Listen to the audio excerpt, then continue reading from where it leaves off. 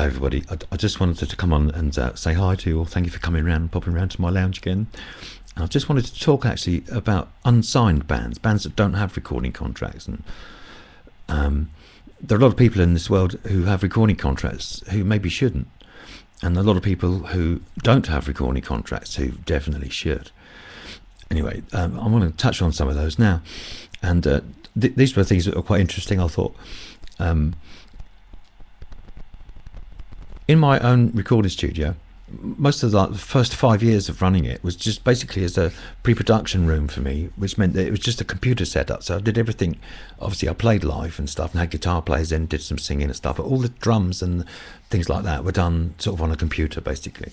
So then there was another room which I had sort of decked out, and then just with recording vocals on. And a local band phoned me and said, "Bob, I want you to." It was the manager of a local band. And which is unusual in itself sometimes, but it was a nice chap, this guy. I liked him. And Lawrence, his name was, and he just said, "Oh, Bob, I'd like you to record my band. I've got a band, I'm a manager of a band, I'd like you to record them." You know, I said, "Well, do you mean like a band with drums and that kind of thing?" He said, "Yes." I said, "Well, I don't do live drums, I do computer drums. I can help you if you want to do computer drums, but I can't help you with live drums." He said, "Well, I want to come and talk to you anyway." I said, "Well, okay then." So he came down from Andover. He was from Andover. He came down, said hello, and I liked him. Well, I like most people. You know, why wouldn't you? Just as long as you accept that everybody's different. Of course they are. They've seen and heard everything they've seen and heard and touched and tasted and smelt. It's different than what you did. So they're going to be different. You just once you can accept that, get any sort of conflict out of your life. That's the art to me. That's what you got to do in life. So anyway, Lawrence, this manager of this band from Andover, sat there, wants to make an album for his band, wants me to do it. "Oh, I can't help you, Lawrence. I can't do real drums." "Well, why can't you?" "Well, I haven't even got the microphones, Lawrence." "Ah, how much are they?" And he kind of interrupted me from what I was saying to say that. I didn't get my next sentence out, and he said, "Well, how much do you need then to get microphones?" I said, "Well, probably about I don't know, it wasn't like loads, but it was like £800, which I hadn't planned to spend." Well, I didn't need to, because I wasn't doing great, but well, in that sense, you know, I wasn't doing local bands because I didn't really need to. I didn't do that many sessions, but those that I did were frequent enough just to keep me going. That's enough for me. And anyway, so Lawrence said, "How much do you need up front?" He had enough for 5 days, so he's probably looking at spending £1,000. I said, "I needed about 600 of that, I think." I said, "Well, I need about," so I quickly worked it out. I said, "about 600 quid. You know, I need a bass drum mic." I knew I wanted a D112, AKG D112 called an egg. I wanted one of those. I wanted certain microphones. I had some SM57s and that kind of thing to use for the snare drum, because that's all you need for that. 57 beta maybe nowadays. But in those days it was just a straight Shure SM57. But I didn't have any tom-tom mics, and I wanted Sennheisers because that's what Barry Hammond had used at Chipping Norton, and I knew that if I could get that same microphone, I got a chance to get somewhere near the sound that Barry Hammond would get, because that was always my goal. It was always my target when I started doing drums, because I'd heard Barry Hammond work on these projects that I've mentioned to you on the other chats we've had, and he was just brilliant on drums. But having heard what it sounded like, I wanted my drum sound to sound like his. I failed miserably, but at least in my eyes. But you know, from someone from a bit further back, didn't have the head right in it like I would, of course. I'm talking in terms of technical aspects of the sound now. Someone sort of standing back a bit might actually see some kind of likeness between them. So that was it. So anyway, so this guy Lawrence gave me the £600 up front. The band came in. We'd booked 5 days. The band came in on the Monday morning, set everybody up, and ran through the first song. And there's a four-piece band, 2 guitars and a guy singer who also played guitar. And there were 4-piece, weren't they? Yeah, they were 4-piece. And with this singer, good-looking chap, quite posh as well. And anyway, so they got everything set up. Then they ran through the first version of the first song. And I don't rehearse things in a recording studio. Why would you want to do that? If you want to rehearse, go to a rehearsal studio. So I record everything, even when the drummer's doing his drum check. I'll record that too.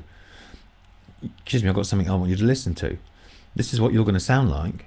Bear in mind, you'll have other things around it. You'll have guitars and stuff, but this is what your drum kit will sound like. What do you think? And I don't tell them I'm doing it, so I'll send the drummer into the drum room to get set up and just say, look, just I've stuck some microphones around you. I just want to check that it's all coming through the mixing desk, got the right channels and stuff. But best thing to do for that is just have a play, all right? And then once we've done that, I'll come back and go through the sounds and get the sounds up for you, because that's what they're used to doing, sitting there and hitting the snare drum to get it going. So, of course, the drummer goes out, totally relaxed, sits behind his drum kit, and he gives it some. Okay, he's playing naturally, okay? So within 2 or 3 minutes of me up at the mixing desk, everything's coming out the right channels. It's pretty much the same sound I used last time. Okay, might make a slight adjustment because of his drum kit. I mean, it's my microphones, my room. I know what it sounds like. So it's just any adjustment I'm making is for, you know, the sound of his particular toms or his particular snare drum, that kind of thing. So his drum sound's done. So let him do that for a couple of minutes. Okay, so it's probably taken me, it doesn't take long, probably just about a minute, I suppose, to just adjust the settings. And then, but I'm in recording it straight into a digital master, basically straight onto CD. Okay, so then I go out, you know, it's 2 minutes of that, then I go into the live room, which is like basically opening 2 sets of sliding doors. Just say, all right, mate, do you want to pop in a sec? So he doesn't know what's going on. He comes into the studio and I say, well, could you just stand right there in between those 2 speakers? Tell me what you think of this. Then I play him back what he's just played. So he immediately recognises that that's him playing. And that's what he's just played. And then he starts to realise, of course, oh, blimey, he's recorded that. It's a recording studio. You know, that's usually after that, the drummer will turn around to me and say, blimey, I didn't realise you... think that through. In fact, don't even think about that. Don't think about anything in this recording studio. If there's anything that needs doing here, leave it to me. So the band S.A.D, they come in and they're just about to get off and kick off with their first version, if you like, of the song, just to see how it's all working. As far as they're concerned, as far as I'm concerned, it's a take, because the first take is pretty much always very close to being the best, no matter how many times they might go through it in a day, a week, or however long they book in recording time. They kick off this first song, okay, off it goes, drums are pretty good, bass is pretty good, nice guitar playing, oh, I quite like this. In comes the first verse, and this guy, he's basically stood in the studio, not 5 feet away from me. That's how I used to set it up, so that the singer was in with me, and perhaps playing guitar. Well, this guy was playing guitar, and maybe even the bass player in there as well. Even though all the equipment's hooked up in the back room, these guys are in the same room as I am playing. It's nice and relaxed. We can talk. It's a very, very close kind of thing going, you know, and I can make quite suggestions to them if they're needed to. Anyway, so off comes this first verse. This guy opens up, starts singing. He's 5 feet. Oh, gobsmacked. What the F, you know, WTF, mate. Christ. He's like a Bryan Adams, but better than Bryan Adams. I was absolutely stomped out. I could not believe it. So when they finished the take, because it was done. Well, it was done. It was a take. It was in record. I recorded it. Like I say, don't rehearse things. Record everything. So I said, I recorded that, guys. You want to have a listen back to that? I think that's done. So the guy said, oh, crikey, they weren't expecting it to be recorded. I said, oh, we thought we were just running it through. I said, well, did you screw up any of the arrangement, the structure? No, we play it like we normally do. Just that, we didn't really bother. We didn't really dig. I said, well, have a listen back to this, see what it sounds like. So we played it back to them. The guys were just, it's done. Tell me what's wrong with that, or else we're moving on to the next song. So we'd been recording for, 10 minutes? Including the 5 minutes to play the song, 5 minutes to come and listen through to it, maybe another 5 to have a chat as well. Then off we go with the album. But the album was done on a Friday night. 5 days later from the day we started, start on the Monday morning, finish on the Friday night, 5:30, you know, it was done. And I got an album finished with the local band, first local band I've recorded with live drums. It's just completely and utterly knockout. At least I thought it was. I thought it was just fabulous, and gained some quite serious interest from CBS Records, not least of which, because I basically gave a copy of it to Mike Vernon, who I knew. I just said, what do you think of this? He went, fuck me, it's good, isn't it? I said, yeah, they're Unsigned Band from Andover. Anyway, he passed it on to CBS. I'm not quite sure what came of that, but the singer, apart from being just staggeringly good and good looking and quite posh, his dad was independently wealthy, owned half of Andover, because that's where they're from. So he could afforded to do the whole blooming thing himself. Anyway, that's another thing. But I was really quite taken with them. I thought they were really good. I'm going to move on now to a chap called Dean Witham, and I've got to say this guy has got one of the best voices I've heard, and he's got technique you would die for as a singer. He really has. He's got it all, but he's got something else as well. Or he did have then. I'm sure he's much more different now, and I really liked him anyway, mainly because he was so talented. But he was quite a funny guy as well. But he had one slight problem in that he just wouldn't shut up. He just went.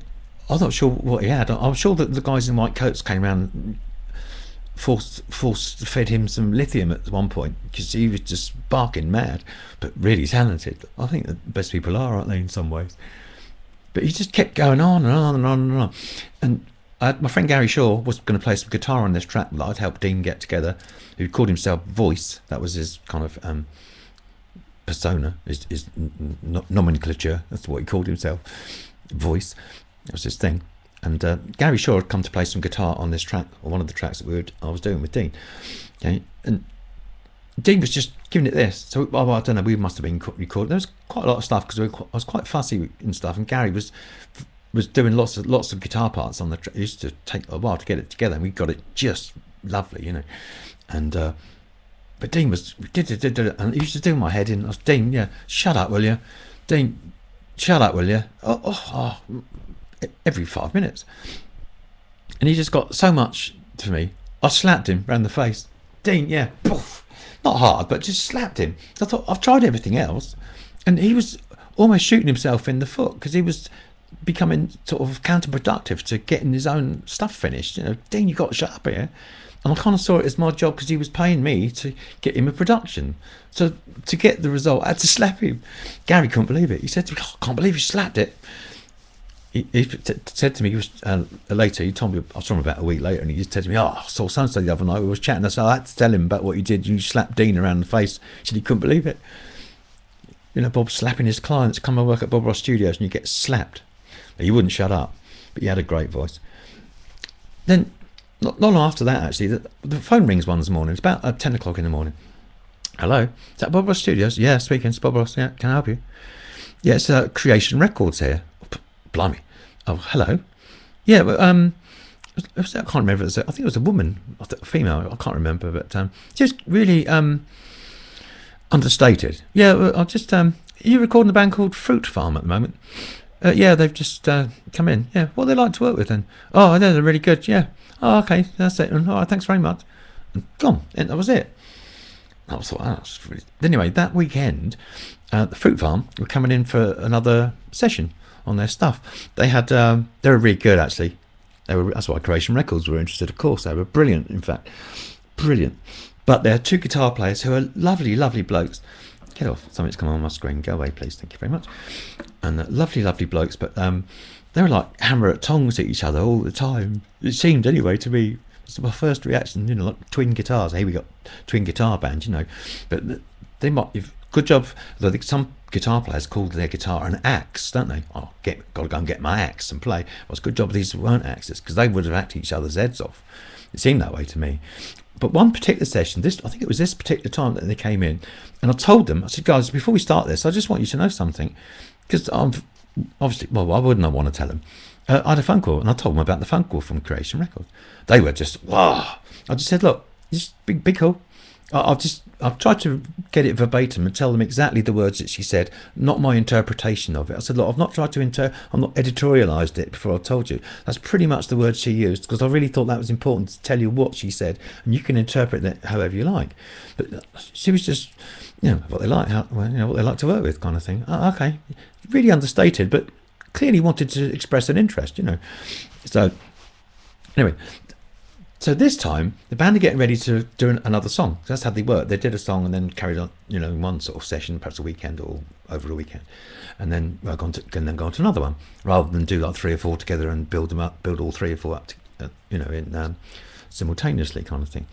So to start the new song, getting ready to set up, and one of the guitar players has got his guitar across his lap, and he's tuning it. In fact, no, he's not. He's restringing it, which is not the greatest thing to do. Don't restring a guitar the day before you go in the studio, yeah, but not on the day.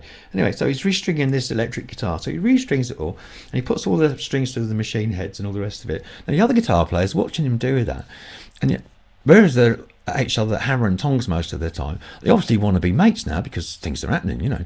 They want to be mates. So what this guy, the other guy, guitar player's done, he's come round to round the headstock, which is the end of the guitar, with all the 6 sort of, whatever you call them, dials and levers where you tighten up the strings and whatever. And the guy who was stringing, whose guitar it was, and the strings, who just bought them obviously, who was stringing up the guitar, had put the strings all through the headstocks, okay, and whatever, but not obviously wound them up.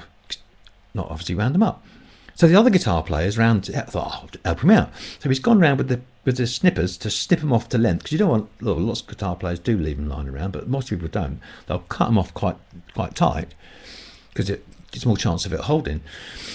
So, you know, there is an argument to say that it's better for your tuning. Not sure which side of that I'll come down. So he's gone along and he's around the headstock and he's cut all these guitar strings off, right? But so the guy who's doing the guitar says, "What the fuck are you doing?"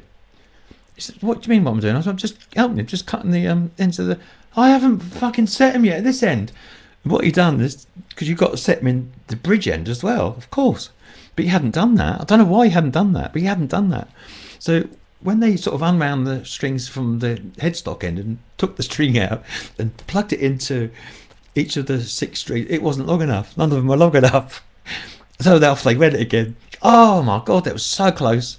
But I have to say that they were really good, and I thought that was quite funny. And there you go. Carpet burns. I've had carpet burns in the studio. And you get carpet burns in a record. Well, I won't go into that actually. Of course. Anyway, so band called Terminal Blues, and come in for, they worked weekends. They did, I don't know, an album across like 4 or 5 weekends. Saturday, Sunday, did like, I don't know, two songs a weekend, sometimes 3. Excuse me, I'm getting a bit dry now. On the Friday before they came in, I went down the local carpet shop. There was a Hasker's shop just down the road. So I'd gone down there because I thought my carpet in the studio was looking a bit shabby, so I'll get a little rug for it, you know. So I did. I went down and bought this rug. It was about 55 quid. I'm talking 15, 16. It was a nice quality one, which is probably 120 quid's worth now, maybe. Anyway, so I've come back with this thing all rolled up under my arm. Come in the studio, laid it out on the floor, and I thought, God, I lost good, you know. I must be doing well. On the Saturday, in comes the band Terminal Blues, and with Ian, the harmonica player, and Ian's wrapping one up. This is probably, I think it's on the first day. I'm pretty sure it's on Saturday. So we've obviously done some recording. We've probably got all the rhythm tracks done. So the band was set up and played through, and we've got some really good takes of the 2 or 3 songs that we're recording that weekend. And now we're going to go back and start embellishing that, adding some more guitars, adding in some other things, and maybe adding a few vocals and all that kind of thing. So anyway, Ian, so we've obviously done all that, and the band has sat around, and we're probably doing some guitar. In fact, I'm sure we were. And Ian's wrapping something up to smoke, basically. And when he's lit it, he's obviously not wrapped it up very well, because when he's lit the end, he lit it in his hand rather than in his mouth, and half of it fell off on the floor, right on the edge of my rug. And there were all these lovely little tassels at both ends of this rug. There must have been, what, 3 inches long tassels. Well, not anymore, you haven't, Robert. Oh, they got that yesterday. Ian! Oh, he was like, China. So there's like, I don't know, 2.5 foot width rug, and about probably 3 or 4 inches of it, about 6 inches from one end, was just burnt off. So it looked a bit weird, but I thought, no. That was my first thought. No. Then I said, Ian, no, it's cool. He said, oh, really sorry, Bob. And he was really apologetic. But in my studio, I had one-offs of everything. So like my clock was made for me. It was a client just came in one day and said, I've made you this. It was like, wow. And it was the clock with the guitar body shape. But I can't even, I've still got it. It's brilliant. Russ Mahoney made me that. And then he also made me this caricature of somebody sitting at a piano with a great big thing hanging out their mouth with dreadlocks and stuff. And it was about sort of, I don't know, 9 inches sort of square, I suppose. Guy sat at the piano and he made that for me as well. It was brilliant. And that was dead nice. But Ian from Terminal Blues burnt my carpet. So I got carpet burns in the studio. But there you go. I have to say just one other thing on Terminal Blues. The singer in Terminal Blues, Paul Garnham, who I'd like to consider a friend of mine, and is staggeringly good singer. But I ended up I played one of the tracks to my friend Gary Shaw and said to Gary, look, check this guy out. What do you reckon? God, he's good, isn't he? Yeah, well, why don't we do a track with him? So we got a track which I have posted. It's called Don't You Know. It was never finished, but that's like just like a starting thing. But we did get some backing vocals on it. But there you go. But you can check that out. Another session. How are we doing for time? It's a bit difficult to see here, so I'm going to perhaps go on with this one. One other thing I'd like to mention, the Mighty 45s, local band. I say local, they're not actually. The singer, Greg Watkins, fantastic performer, brilliant singer, and a fantastic guitar player, blues guitar, like you wouldn't believe. It's a shame he's not, he's Caucasian, he's a white boy, no offence, but if he wasn't a white boy, he'd be a massive blues star, I reckon. Because he sings great as well. He's got a really good voice. Anyway, he came in with his band to do an album, but Greg came in first to have a chat and said, look, we want to do an album, we want to spend some time, and we want to be able to place it with a bona fide blues label. Okay, so we need it up to that quality. And he was obviously talking about the sonic quality, which I didn't really present a problem. So I just said, yeah, well, fine, okay. And so anyway, the band came in, and what they wanted to do was book a weekend and do 3 songs and just get the 3 songs as finished as they could in a weekend, which is what they did. And we pretty much got the 3 songs all recorded up. They'd done all the overdubs they wanted to do, did all the vocals they wanted to do, and did all enough versions of the tracks in the first place to get the main tracks done, with like the drums, bass, and the whole band playing together. Fantastic piano player, Simon. He was just brilliant piano player, and really, really spacious and gentle and touch, just my kind of keyboard player, and I liked him, and he was a nice guy as well. He was good. And the bass player was an independently wealthy chap, a gentleman called Russ from somewhere just outside of London, probably Surrey, I would think. I mean, he was basically a millionaire, but I didn't know that at the time. But what had happened is that for the first weekend that they'd come in and for this 3 days, we got to the Sunday night kind of thing, and we were sitting around, they packing up, and, well, how do you think it went, Bob? Because they know that I've got links with Mike Vernon and stuff, and who's very hot on the blues thing, and they were hoping that they might, it's going to at least get heard by Mike Vernon, which it would have done, because I would have made sure he heard it, and then obviously it's on its own merit then, and that to me was the problem. So when the band had come and talked to me about the recording, they were talking about we want it as good as we can get it. They meant sonically, but I didn't think that was the point. To me, they needed to get it as good as they could get it performance-wise, from their own performances. In particular, that the tracks had no variation in the live tempo of the drumming, because even the best drummers will do that unless you give them a click track. I mean, some drummers don't need it. There are some that don't. You can just play in tempo and check their tempo at the beginning, in the middle, at the end, and it's pretty much the same. But there's some drummers who do vary a little bit, especially when they're digging into like solos and then things like that. You tend to get a bit too much movement, which record companies don't like that, because it's not good for the dance floor.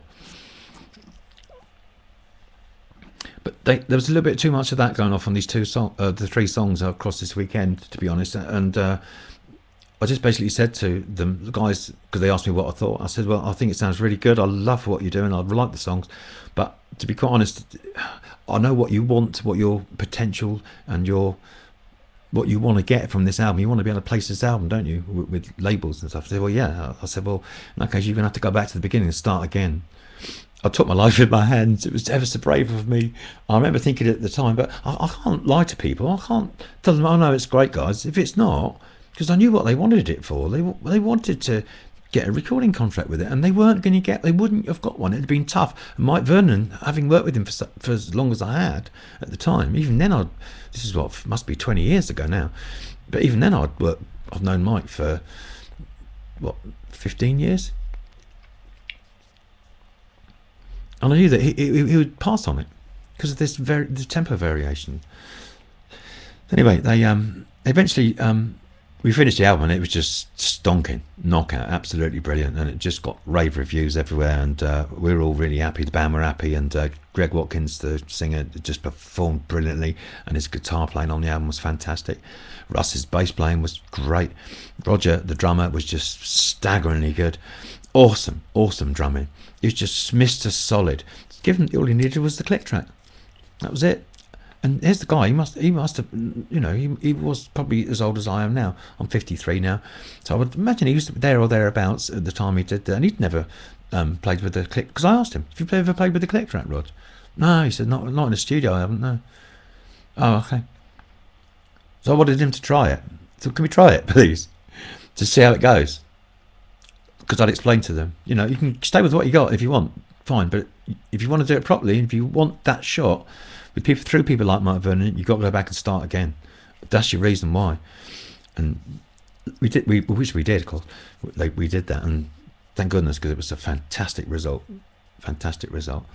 And there's an interview that the band did, or sorry, Russ, the bass player, the independently wealthy guy, and Greg, the singer, stroke guitar player, brilliant frontman, and they did an interview with a magazine, and they were talking about the album, you know, and Greg basically said that talked about my reputation, and that's how he knew of me and stuff that I'd done, and he mentioned some of the things that we'd done in the interview that he knew of me doing with Mike Vernon, basically.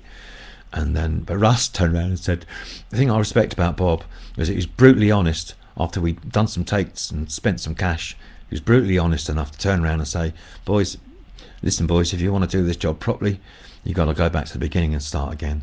And I'm so glad that they did, and I really hope that they think so too. And there's some other worthwhile mentions, but I'm going to come back and maybe do another one of these.